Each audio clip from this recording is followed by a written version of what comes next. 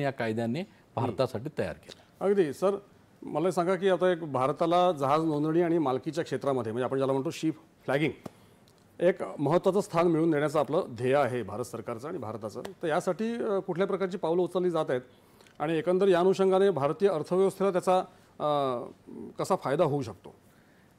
Ship फ्लॅगिंग हे फारच दुर्लक्ष केलेलं क्षेत्र होतं भारताने, परंतु आणि त्याच्यासाठी जे काही इन्कम टॅक्सचे किंवा GSTचे कायदे एक फार मोठा अडसर होता। बरोबर।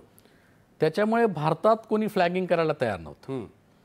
त्याच्यामुळे मागचं जे बजेट होतं त्याच्यामध्ये फार मोठे चेंजेस केले। बरोबर। आणि जे इतर देशांमध्ये फायदे आहेत ते त्यांना करून दिले। त्याच्याही पेक्षा एक पाऊल जाऊन पुढे हे म्हणायचं की जे त्याला जे काही अडवणूक करणारे जे गोष्टी होत्या त्या दूर केल्या। बरोबर। ते एक झालं।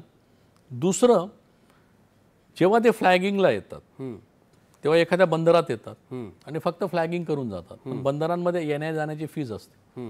मग बंदरांनी पण एक पाऊल पुढे टाकून JNPA आता उदाहरण दिलं तर JNPA मध्ये आम्ही घोषणा केली की जे फ्लॅगिंगला बंदर येईल त्याला आम्ही कोणताच फी चार्ज करणार नाही, फ्री राहील।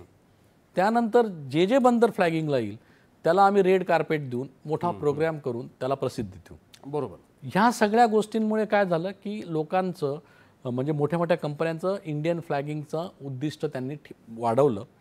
CMA CGM ही एक फार मोठी कंपनी आहे फ्रान्सची, तर त्याच्यामुळे या सगळ्या गोष्टीने तिथे आपल्याला फार मोठ्या प्रमाणात फ्लॅगिंगचा फायदा झाला। बरोबर। मला एक